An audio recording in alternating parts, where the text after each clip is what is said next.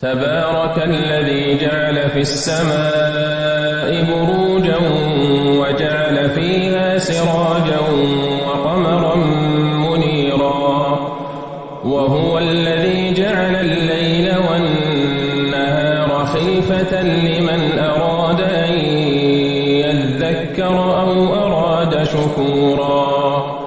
وعباد الرحمن الذين يمشون على الأرض هونا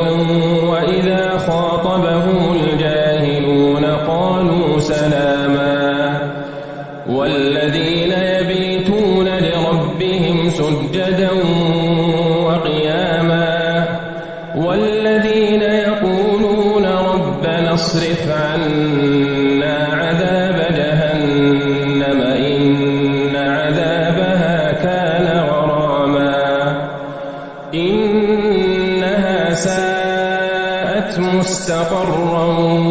ومقاما والذين إذا أنفقوا لم يسرفوا ولم يقتروا وكان بين ذلك قواما والذين لا يدعون مع الله إلها آخر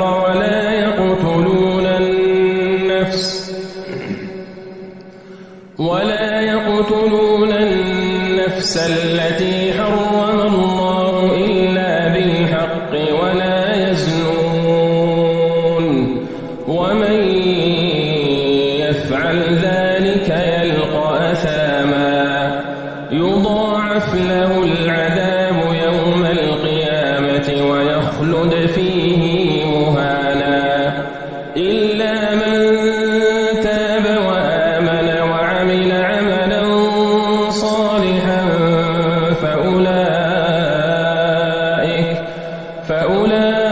فأولئك يبدل الله سيئاتهم حسنات وكان الله غفورا رحيما ومن تاب وعمل صالحا فإنه يتوب إلى الله متابا والذين لا يدعون مع الله إلها آخر ولا يقتلون النفس التي حرم الله إلا بالحق ولا يزنون ومن يفعل ذلك يلقى أثاما يضاعف له العذاب يوم القيامة ويخلد فيه مهانا إلا من تاب وآمن وعمل عملا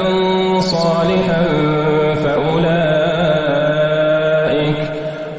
فأولئك يبدل الله سيئاتهم حسنات وكان الله غفورا رحيما ومن تاب وعمل صالحا فإنه يتوب إلى الله متابا والذين لا يشهدون الزور وإذا مروا باللغو مروا كراما والذين إذا ذكروا بآيات ربهم لم يخروا عليها والذين إذا ذكروا بآيات ربهم لم يخروا عليها صما وعميانا والذين يقولون ربنا هب لنا من أزواجنا وذرياتنا قرة أعين وجعلنا للمتقين إماما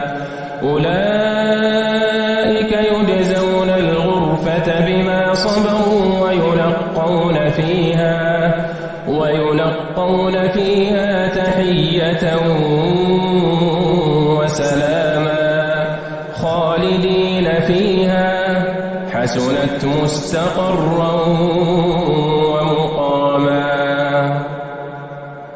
قل ما يعبأ بكم ربي لولا دعاؤكم